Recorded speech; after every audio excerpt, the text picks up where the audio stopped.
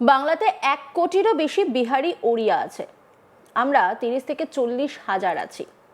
তাদেরকে তাড়িয়ে দিক, তাহলেই আমরা বাঙালিরা বাংলায় করে খাবো। ভিন রাজ্যে কাজ করতে গিয়ে আহত পরিযায়ী শ্রমিক ও স্থানীয় মুসলিম বাসিন্দারা গর্জে উঠলেন। একদিকে যখন প্রধানমন্ত্রী নরেন্দ্র মোদী বঙ্গ সফরে, অন্যদিকে তখন ক্রমশ উত্তপ্ত হয়ে উঠছে বেলডাঙ্গা। ঝাড়খণ্ডের পর এবার বিহারে আরও এক পরিযায়ী শ্রমিককে মারধর করার অভিযোগ ঘিরে তুলকালাম কাণ্ড শনিবার সকালে প্রথমে বড়ুয়া মোড় অবরোধ করেন কয়েকশো মানুষ।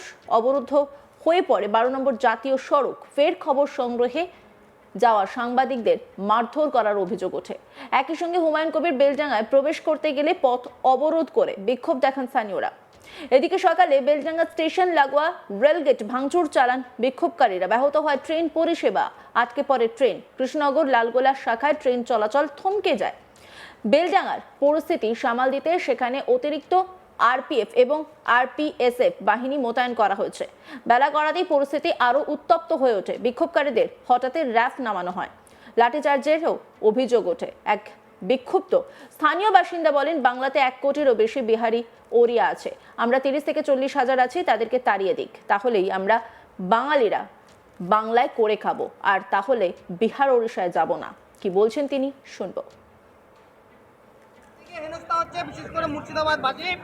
এই মুর্শিদাবাদবাসীকে হেনস্থা করার জন্য দায়ী হচ্ছে আবু তাহের খান আর মাননীয় মুখ্যমন্ত্রী। কেননা তিনি চায় যে মুসলমানদেরকে বিজেপি শাসিত রাজ্যে হেনস্থা করা হোক, তাহলে মুসলমান সমাজ ভয় করে আমাকে মসনদে বসাবে, আমার ভালো হবে, আমার সিট আরও বাড়বে। এই আগামী দিনে এই জনগণ মমতা ব্যানার্জিকে এবং বিজেপি সরকারকে এবং অন্যান্য যারা রাজনৈতিক দল আছে, যারা শাসক দলের গোলামি হয়ে কাজ করছে, তাদেরকে আগামী দিনে মুর্শিদাবাদের জনগণ জবাব দিয়ে দেবে। এই বিপদের সময় এমএলএ কে পাশে পাচ্ছে না। আমাদের এমএলএ তো একটা কাপুরুষের ধরনের লোক।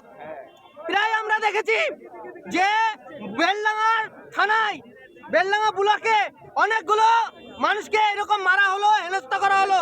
গত পরশুদিন বেনাদয়ের একটা ছেলেকে আপনার চাকদায় নামিয়ে মারা হলো। কিন্তু আমাদের এমএলএ নাম করে বলছে হাসান, উনি ঘুমের ট্যাবলেট খেয়ে বসে থাকেন, উনি তো কলোনিতে পড়ে থাকেন। তাহলে এখানে মানুষের ভালোবাসা কি করে বুঝবেন যে আমরা হাজার হাজার মানুষ ওকে ভোট দিয়ে বিধানসভায় পাঠালাম? কেন? যে আমাদের হয়ে, মুর্শিদাবাদবাসীর হয়ে, বেলডাঙ্গা মানুষের হয়ে আওয়াজ তুলবে।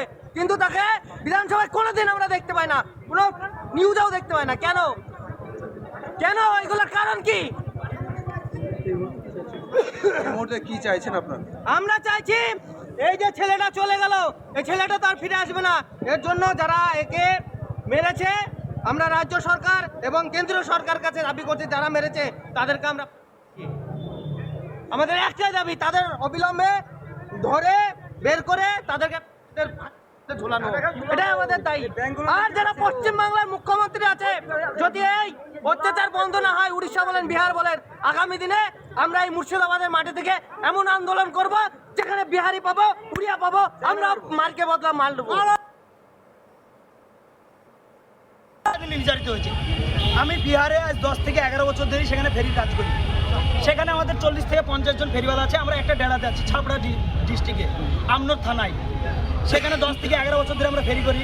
সেখানে এখন যে সমালোচনা চলছে, এখন সেই সমালোচনার উদ্দেশ্যে আমরা সব কিছু আইডি প্রুফ সব কিছু পকেটে বেরিয়ে ঝোলা দেবেন নেই ঘুরে বেড়াই। আমাদের পাসপোর্ট, আধার কার্ড, ভোটার আইডি, পাসপোর্টে তো কি ইন্ডিয়ান সিটিজেন কিছু নাই। কালকে ডিএম স্যার বলছে আমরা একটা কার্ড বানিয়ে দেবো, সেই কার্ডে তো আমাদের নাম লেখা থাকবে, সেই কার্ডে আমাদের নাম লেখা থাকবে, লাস্টের টাইটেল থাকবে শেখ কিংবা মোহাম্মদ কিংবা আলী কিংবা হোসেন। সেই সবগুলো। আর আমরা ওয়েস্ট বেঙ্গলের বাসিন্দা। ওয়েস্ট বেঙ্গল আর মুসলিম, বাঙালি মুসলিম দেখলে বলছে বাংলাদেশ বলি মারছে। আমি পাসপোর্ট দিয়েছি, পাসপোর্ট ছুরি ফেলে দিচ্ছে। আমাদের ওখানে 5-6 জনকে মেরেছে, মেরে তাড়ি দিয়েছে। আমরা সেখানে ভয়ে পালিয়ে এসেছি।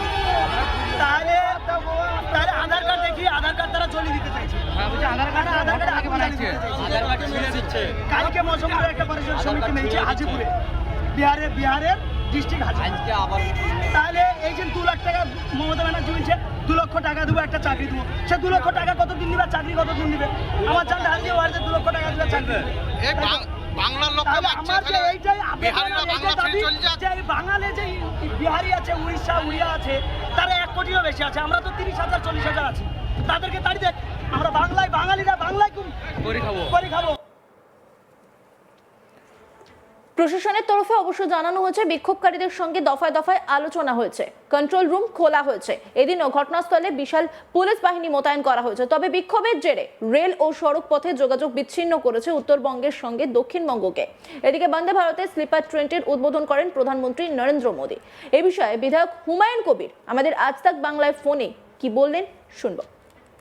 দেখুন, মুর্শিদাবাদের অনেক গরিব মানুষের ছেলে যাদের বয়স 20 থেকে 40-এর মধ্যে, তাদের বাড়ির পরিবাররা আছে, লোকজন আছে, কারো মা বাবা আছে, স্ত্রী পুত্র সন্তানরা রয়েছে।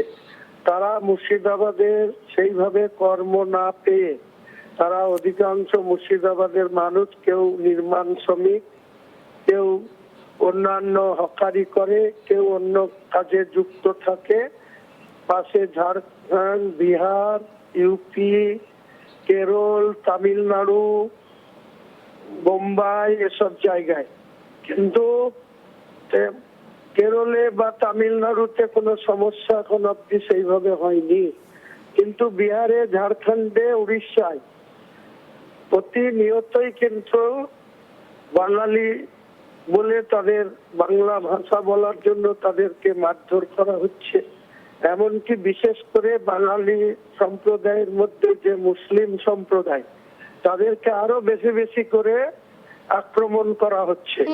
এই উদ্ভূত পরিস্থিতিতে আমি রাজ্য প্রশাসনকে বলবো, যেসব পাশের রাজ্যের প্রশাসনের সঙ্গে যোগাযোগ রেখে এসবগুলো তাদের অবিলম্বে বন্ধ করার দরকার। তাহলে বাংলার রাজনীতি দূরে সরিয়ে রেখে ব্যক্তিগত সাম্প্রদায়িক ভাবে সম্প্রদায়ের লোকরা যেভাবে আক্রান্ত হচ্ছে, তারা যখন পুরোপুরি রাস্তায় নেমে এই ধরনের উচ্ছৃঙ্খল আন্দোলনে নেমে পড়বে, তখন অনেক সমস্যা আরো বাংলার মাটিতে। হুমায়ুন বাবু, আপনি গতকাল একটা কথা বলেছিলেন যে আপনি তো প্রথমে বারণ করেছিলেন, আপনি কিছুক্ষণ অপেক্ষা করতে বলেছিলেন, কিন্তু সেই অপেক্ষা করা হয়নি। তাহলে কি যারা আপনার দলের লোকজন রয়েছে বা যে মুর্শিদাবাদে যে সমস্ত মুসলিম ধর্মাবলম্বী যে সমস্ত মানুষরা রয়েছেন, তারা কি আপনার কথা শুনছে না?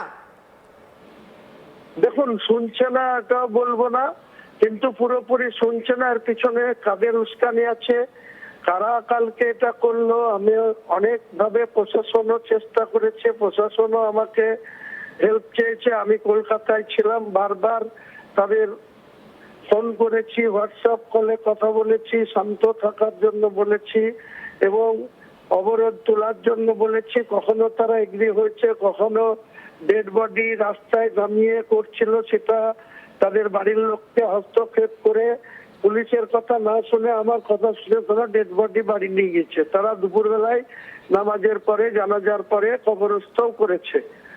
এর পিছনেও কিন্তু অনেক চক্রান্ত আছে। অন্যান্য খবরের আপডেটের জন্য অবশ্যই নজর রাখুন আজ তাক বাংলার ইউটিউব স্ট্রিমিং এ। লাইক, কমেন্ট, শেয়ার এবং সাবস্ক্রাইব করতে ভুলবেন না।